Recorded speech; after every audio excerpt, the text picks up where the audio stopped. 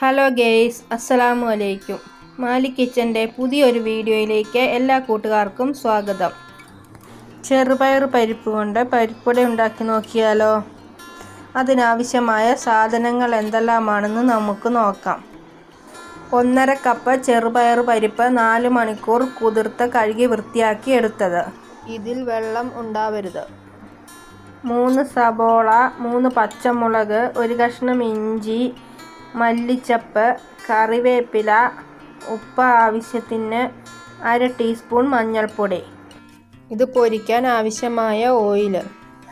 ഇനി മിക്സിയുടെ ഒരു ജാർ എടുത്ത് ഒട്ടും വെള്ളമില്ലാതെ ചെറുപയർ പരിപ്പ് ഇട്ട് കൊടുത്ത് പരിപ്പ് വടയൊക്കെ ഉണ്ടാക്കാൻ അരച്ചെടുക്കുന്ന അതേ രീതിയിൽ തന്നെ വേണം ഇത് അരച്ചെടുക്കാൻ.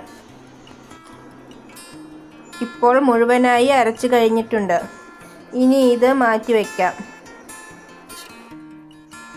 ഇനി ഇഞ്ചി, പച്ചമുളക്, വെളുത്തുള്ളി എന്നിവ നമുക്ക് ചെറുതായി അരിഞ്ഞെടുക്കാം. അതിനായി ഞാൻ ഇവിടെ ഉപയോഗിച്ചിരിക്കുന്നത് വെജിറ്റബിൾ ചോപ്പറാണ്. ഇത് മുഴുവനായി അരിഞ്ഞു കഴിയുന്നത് വരെ വെയിറ്റ് ചെയ്യാം.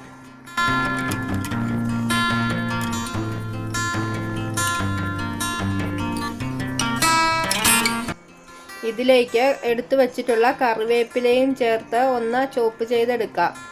ഇപ്പോൾ മുഴുവനായി അരിഞ്ഞു കഴിഞ്ഞിട്ടുണ്ട്. ഇനി എടുത്തു വച്ചിട്ടുള്ള മല്ലിച്ചപ്പ്, ഉപ്പ്, മഞ്ഞൾപ്പൊടി എന്നിവ ചേർത്ത് നന്നായി കുഴച്ചെടുക്കാം. ഇത് നന്നായി കുഴച്ചെടുത്തിട്ടുണ്ട്. ഇനി ഒരു ചീനച്ചട്ടി അടുപ്പത്ത് വെച്ച് ചൂടായി വരുമ്പോൾ ഇത് പൊരിക്കാൻ ആവശ്യമായ എണ്ണ ഒഴിച്ചു കൊടുക്കാം. എണ്ണ നന്നായി ചൂടായി വന്നതിന് ശേഷം നമുക്ക് കുറേശ്ശെ മാവെടുത്ത് കൈവെള്ളയിൽ വെച്ച് പരത്തി പരിപ്പ് വടയൊക്കെ ഉണ്ടാക്കിയെടുക്കുന്നത് പോലെ എണ്ണയിലിട്ട് പൊരിച്ചു കോരാം. ഈ വീഡിയോ സബ്സ്ക്രൈബ് ചെയ്യാതെ കാണുന്ന കൂട്ടുകാരുണ്ടെങ്കിൽ ഒന്ന് സബ്സ്ക്രൈബ് ചെയ്യുക.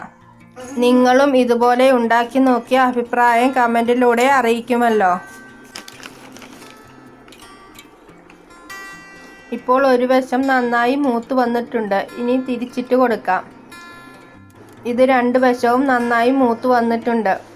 ഇനി എണ്ണയിൽ നിന്നും കോരിയെടുക്കാം. ബാക്കിയുള്ളതും ഇതുപോലെ തന്നെ ചുട്ടെടുക്കാം. മുഴുവനായി ചുട്ട് കഴിയുന്നത് വരെ വെയിറ്റ് ചെയ്യാം.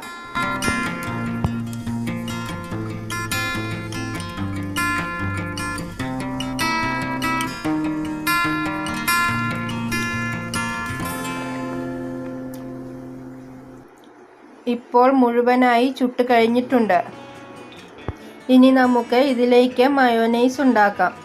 അതിനായി 5 അല്ലി വെളുത്തുള്ളി തൊലി കളഞ്ഞ് മിക്സിയുടെ ജാറിലേക്ക് ഇട്ട് കൊടുക്കാം. 2 കോഴിമുട്ടയുടെ വെള്ളയും അതിലേക്ക് ചേർത്ത് കൊടുക്കാം. ഇത് 2 സെക്കൻഡ് അടിച്ചെടുത്തതിന് ശേഷം അതിലേക്ക് 1 ഗ്ലാസ് സൺഫ്ലവർ ഓയിൽ ചേർത്ത് കൊടുക്കാം. ഇത് 2 സെക്കൻഡ് കൂടി അടിച്ചെടുക്കാം. ഇനി നമുക്ക് ആവശ്യമായ ഉപ്പും വിനാഗിരിയും ചേർത്ത് കൊടുക്കാം. ഒന്നുകൂടി അടിച്ചെടുക്കാം. വിനാഗിരിക്ക് പകരം ചെറുനാരങ്ങ നീരും ചേർക്കാം. മയോനൈസ് റെഡി ആയിട്ടുണ്ട്. ഇത് വേറൊരു പാത്രത്തിലേക്ക് മാറ്റാം.